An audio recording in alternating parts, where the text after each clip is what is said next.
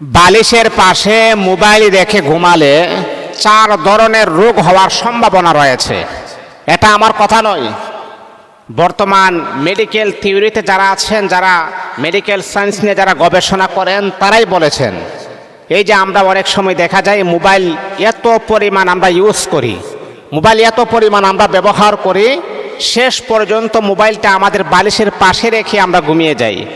কিন্তু বাবা আপনি জানেন না, বোন আপনি জানেন না, এটা যে কত বড় ক্ষতিকারক, কত বড় আপনার জীবনটাকে শেষ করে দেওয়ার মতো কত বড় একটা ঝুঁকিপূর্ণ কাজ আপনি করতেছেন, এটা আপনি কখনো ধারণা করতে পারেন না।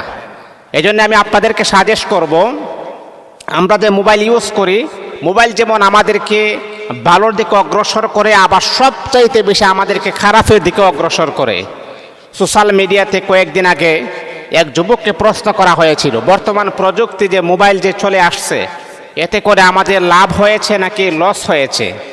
তখন এই যুবক ছেলেটা খুবই সুন্দর চমৎকার একটা জবাব দিয়েছিলেন। সে বলেছেন, হ্যাঁ, মোবাইল প্রযুক্তি এটা আমাদের জন্য অনেক লাভ হয়েছে, কিন্তু লাভের তুলনায় সবচাইতে বেশি আমাদেরকে লস করে দিয়েছে, যুব সমাজকে নষ্ট করে দিয়েছে। এই জন্য আমি আপনাদেরকে সাজেস্ট করব, যদি আপনি বাঁচতে চান তাহলে কখনো আপনি বালিশের পাশে মোবাইল রেখে কখনো আপনি ঘুমাবেন না। যদি ঘুমান তাহলে আপনার 4 ধরনের রোগ হওয়ার সম্ভাবনা রয়েছে। 1 নাম্বার হচ্ছে হৃদয় রোগ হওয়ার সম্ভাবনা রয়েছে। আপনার হার্টে একটা বিশাল সমস্যা হতে পারে। এই হৃদয় রোগ থেকে যদি আপনি বাঁচতে চান, রোগ থেকে যদি আপনি বাঁচতে চান, তাহলে আমি আপনাকে সাজেস্ট করব বালিশের পাশে কখনো আপনি মোবাইল রেখে ঘুমাবেন না। 2 নাম্বার হচ্ছে, যদি বালিশের পাশে যদি আপনি মোবাইল রেখে ঘুমান, তাহলে আপনার মস্তিষ্কে সমস্যা হতে পারে, মাথা ব্যথা হতে পারে। মাথা ব্যথা লাগাতার করতেই থাকবে আপনাকে, কারণ এই মোবাইলটা এমন একটা সমস্যা, এই মোবাইলটা আপনি বেশি ইউজ করবেন, বেশি ব্যবহার করবেন, এটা যখন বালিশের পাশে আপনি রাখবেন, তখন দেখবেন আপনার মাথার মাঝে একটু ব্যথা ব্যথা অনুভব হবে। এই ব্যথাটা এক পর্যায়ে এতটাই বেশি জটিল হবে, এতটাই বেশি কঠিন হবে, তখন আপনি যতই মেডিসিন ইউজ করেন আপনার মাথা ব্যথা কখনো দূর হবে না। এই জন্যে আপনাদেরকে আমি সাবধানতার সাথে আমি বলছি, শুনেন, বালিশের পাশে কখনো মোবাইল রেখে আপনি আপনার জীবনটাকে শেষ করে দিবেন না। এটা হলো 2 নাম্বার। 3 নাম্বার হচ্ছে, বালিশের পাশে মোবাইল রেখে যদি আপনি ঘুমান, তাহলে আপনার ব্রেন ক্যান্সার হওয়ার সম্ভাবনা রয়েছে। আহা, আজকে আমরা একটা কথা আমাদের অনেকে শোনা যায় যে ক্যান্সারের কোনো আনসার নাই।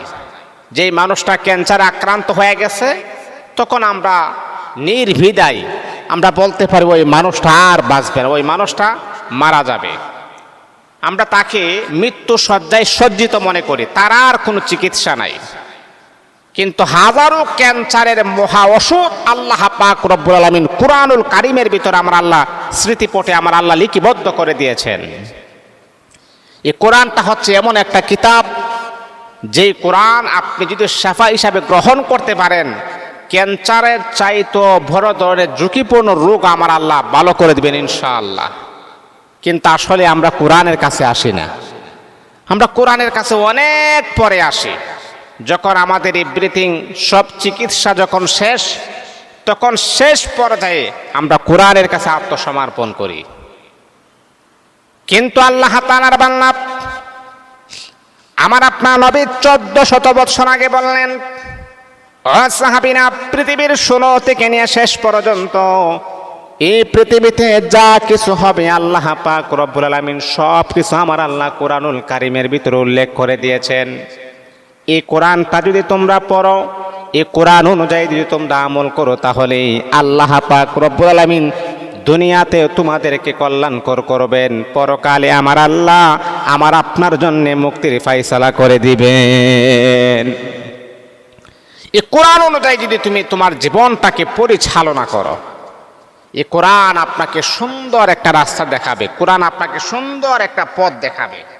মুহতারাম হাজিরিন, তারপরে 4র্থ নাম্বার হচ্ছে, যদি আপনি বালিশের পাশে মোবাইল রেখে যদি আপনি ঘুমান, তাহলে 4র্থ নাম্বার যে ক্ষতিটা হচ্ছে, আপনার চোখের সমস্যা এবং ঘুমের সমস্যা হতে পারে।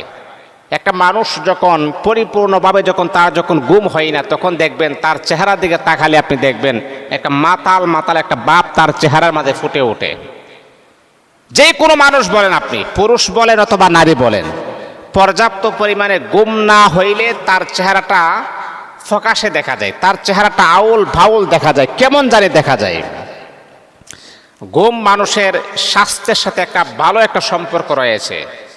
আপনার যদি ঘুম না হয়, একটা মানুষ মদ খাইলে নেশা করলে তার শরীরটা যেমন একটা চলনাময়, শরীরটা যেমন একটা বাপসাপ চলে, ঠিক তদ্রূপভাবে একটা মানুষ যখন পরিপূর্ণভাবে যখন ঘুম না হয়, বোঝা যায় তার গোটা শরীরের ভিতরে নেশাগ্রস্ত হয়ে গেছে।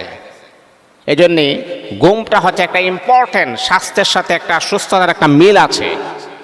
ঘুমটা যদি আপনার সুন্দর না হয়, তাহলে কিন্তু আপনার পুরাটা দেহ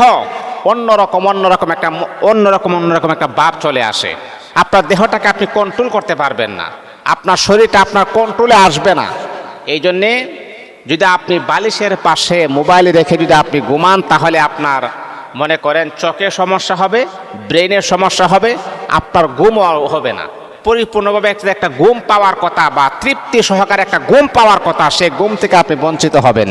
এই জন্যে আপনাদেরকে আমি সাবধানতার সাথে অবলম্বন করতেছি।